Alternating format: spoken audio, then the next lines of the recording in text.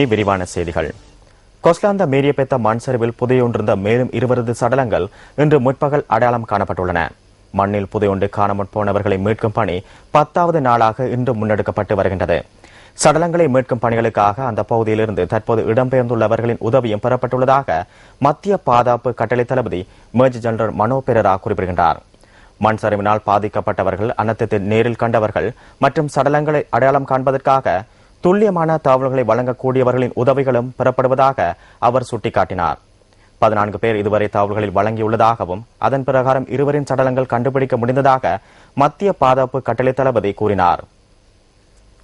இதற்கமைய பெண்ணொருவின் சடலமும் பிள்ளையொன்றின் சடலமும் மண் சரிவு ஏற்பட்ட பகுதியில் அடையாளம் காணப்பட்டுள்ளன. சடலங்களை மீட்கும் பணிகள் தொடர்ந்து முன்னெடுக்கப்பட்டு வருவதாக மேஜர் ஜெனரல் மனோ பெரேரா தெரிவிக்கின்றார். இந்த 2 சடலங்களுடன் இதுவரை கண்டெடுக்கப்பட்ட சடலங்களின் எண்ணிக்கை 11ஆக அதிகரித்துள்ளது. இது தவிர மண்ணில் புதையொன்று காணாமற் போனவர்களின் மேலும் சில உடல்களும் அவயவங்களும் முன்னர் மீட்கப்பட்டிருந்ததாக மத்திய பாதுகாப்பு கட்டளை தளபதி சுட்டிக்காட்டியுள்ளார்.